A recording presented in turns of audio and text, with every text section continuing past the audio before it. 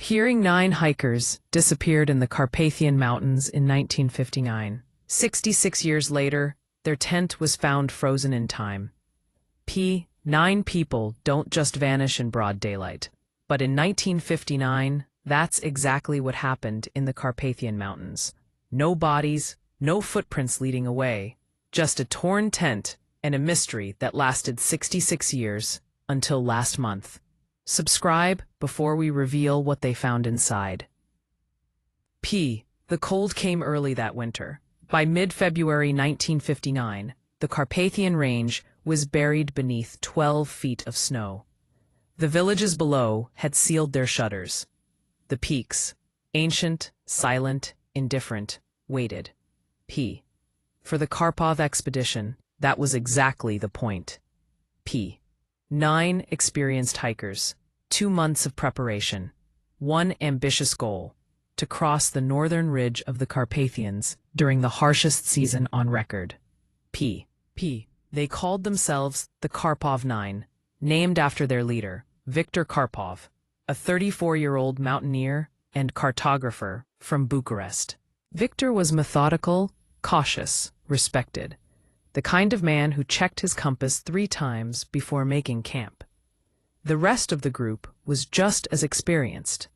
Elena Dumitrescu, a geologist; Stefan Ionescu, a photographer; Andrei Popescu, a medical student; Mirela Radulescu, a meteorologist; and 4 university students: Christian, Radu, Iulia, and Soren. They left the village of Vulcha on February 1st, 1959. An old woman at the general store warned them, "The mountain does not forget, and it does not forgive." Viktor smiled politely and tipped his hat. They were gone by noon. For the first week, everything went according to plan. Viktor sent daily radio updates to Nicolae Petran in Bucharest, who logged every transmission. Day 1, weather clear, morale high. Day 4, camp established, all team members in good health. Day 7, conditions worsening, holding position. And then, silence. Nicolae waited. 1 day, 2 days, 3. On February 12th, he sent a coded alert. A rescue operation was authorized immediately. The search team, led by Captain Vasil Dragomir, reached the last known coordinates on February 18th, 1959. What they found would haunt Captain Dragomir for the rest of his life. The tent was still standing. Barely. It had been pitched in a shallow clearing, about 200 meters below the ridgeline. The canvas was ripped, not torn by wind, but cut, deliberately, from the inside. Long, clean slashes ran down the fabric, as if someone had carved their way out in a panic. Captain Dragomir peered inside. The interior was chaos. Sleeping bags lay twisted and abandoned. A lantern had tipped over. Maps were scattered across the floor. Food supplies were still packed. Medical kits untouched. Boots, 9 pairs of them, lined up neatly near the entrance. They had left barefoot. The search expanded immediately. 30 men combed the slope for days. They found nothing. No bodies, no blood, no tracks leading away from the tent. It was as if 9 people had simply dissolved into the mountain air.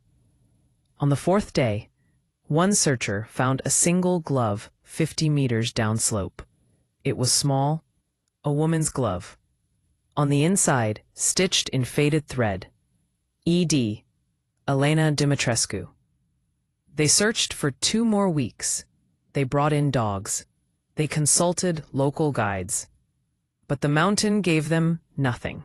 On March 4th, 1959, the search was called off.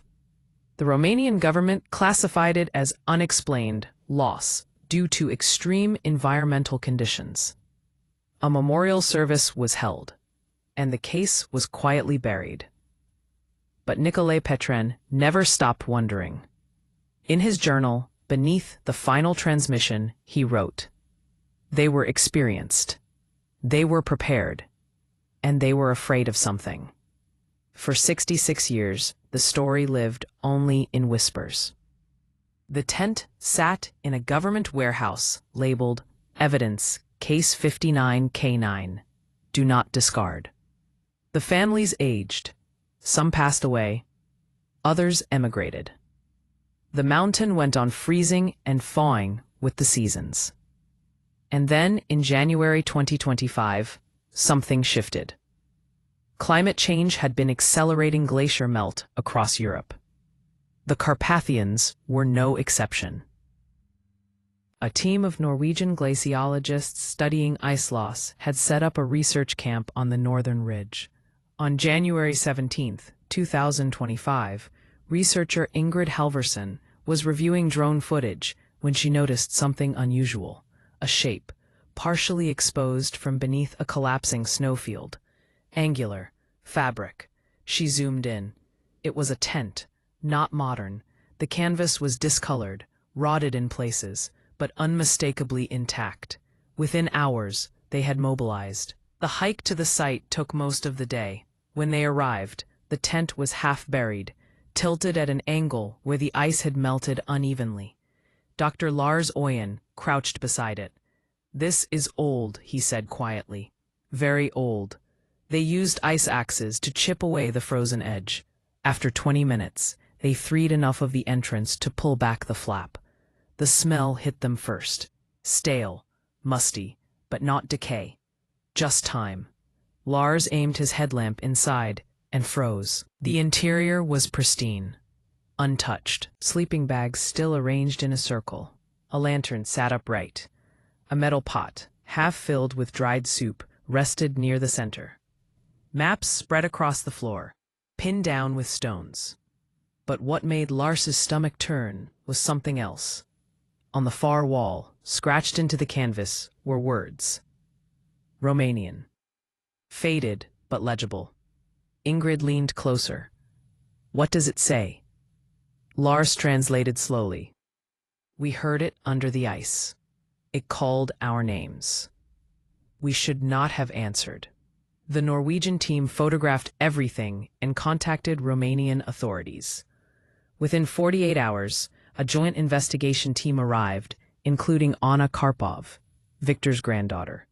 She had grown up hearing fragmented stories about her grandfather. A hero. A mystery. A ghost. The team worked methodically. Every item was catalogued and extracted. And then, tucked beneath a sleeping bag, they found it. A journal. Leather-bound, warped, but intact.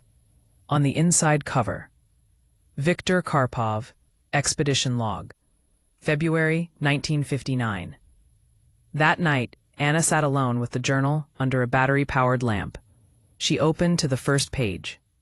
February 1st, 1959. We left Valsia at noon. One woman warned us about the mountain. I do not believe in superstitions. I believe in preparation. That is enough. February 5th, 1959.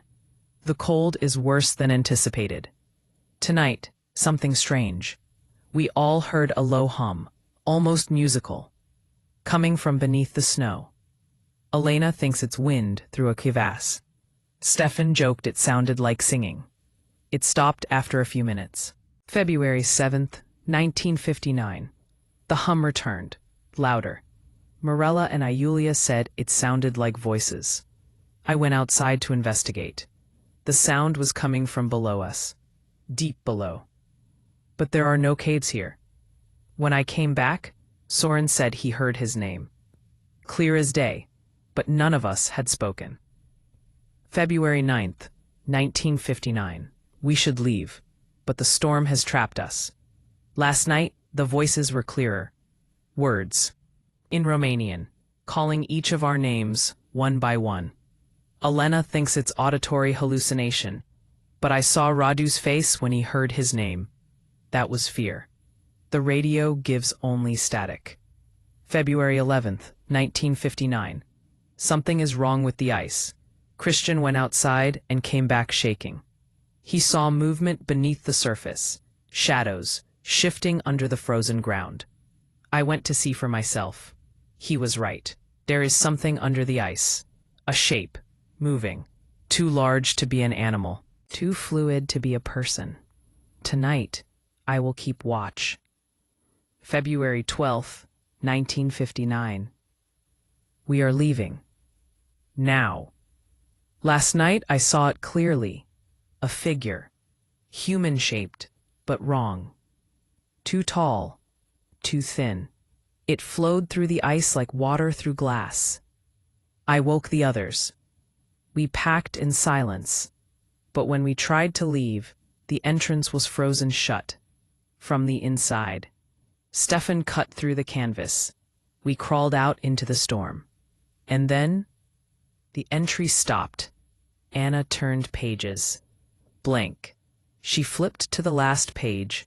One final entry. Different handwriting. Shaky. Frantic. February 12th, 1959. Later. This is Elena. Victor is gone. They all are. I am the only one left. We ran barefoot. Stupid. But we ran. One by one the ice took them. It opened beneath their feet and swallowed them whole. No sound. Just gone. Someone needs to know. We heard it under the ice. It called our names. We should not have answered. If you find this, do not come looking for us. Do not follow the voices. Some mountains do not want to be climbed. Anna closed the journal, her hands trembling. The journal was authenticated. The handwriting matched Victor and Elena. The ink and paper were consistent with 1959. The Romanian government issued a statement but did not comment on the contents. Anna was not satisfied. She contacted Dr. Oyen and requested to return to the site. In late February 2025, a small team went back. Anna, Lars, Ingrid, and Dr. Popa. The tent had been removed, but the site remained. Anna stood at the center and looked around. The wind was calm, the sky was clear. And then she heard it. A hum, low, musical, coming from beneath her feet. Lars heard it too. Ingrid's face went pale. "Do you hear that?" Anna whispered. Dr. Popa nodded. It sounds like. Voices, Ingrid finished. The hum grew louder. And then, clear as a bell, Anna heard her name. Anna. She stumbled backward. Lars grabbed her arm. "We need to leave. Now." They descended quickly. Anna glanced back once. The ice where the tent had been was moving, shifting, as if something beneath it was waking up. The Carpathian Ridge remains off-limits. The Romanian government designated it a protected site, citing ongoing research and safety concerns. Victor's journal is housed in the National Museum of Romanian History. It is not on public display. Anna has not returned to the mountains. She does not speak publicly about what she heard, but she says one thing consistently. My grandfather was not crazy. He heard something real, and it's still there. Glaciologists estimate the Carpathian glaciers will be gone within 30 years. What lies beneath, what has been waiting, frozen for millennia, will soon be exposed. And when it is, the voices will not be muffled anymore. They will be loud, they will be clear, and they will call your name. 9 hikers entered the Carpathian Mountains in 1959. Only their tent came back. 66 years later, we know what they heard. We know what they ran from. But we still don't know what took them. If you want more stories that refuse to stay buried, subscribe now. Because some mysteries don't end. They just wait. And the mountain is still listening.